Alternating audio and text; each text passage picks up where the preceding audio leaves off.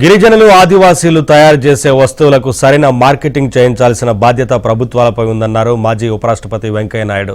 విజయవాడ తుమ్మలపల్లి కళాక్షేత్రంలో జరిగిన గిరిజన ఆదివాసీ సమ్మేళనంలో ఆయన పాల్గొన్నారు.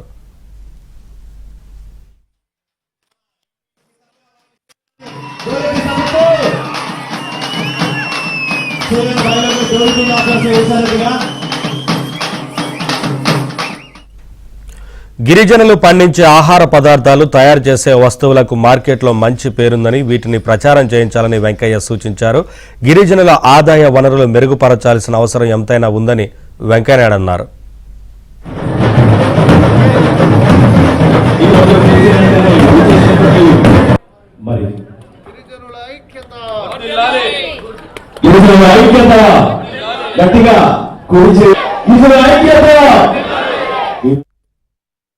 గిరిజనులు తయారు చేసే వాటికి సరైన మార్కెటింగ్ లేదు, సరైన సహకారం లేదు.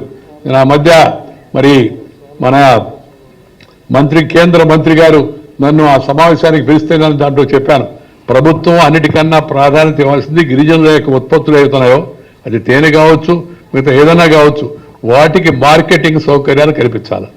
మధ్య దళారీల యొక్క బారిన వాళ్ళు పడకుండా వాటిని నేరుగా అమ్ముకునేందుకు గిరిజన కార్పొరేషన్లు ఉన్నాయి, రకరకాల సంస్థలు ఉన్నాయి.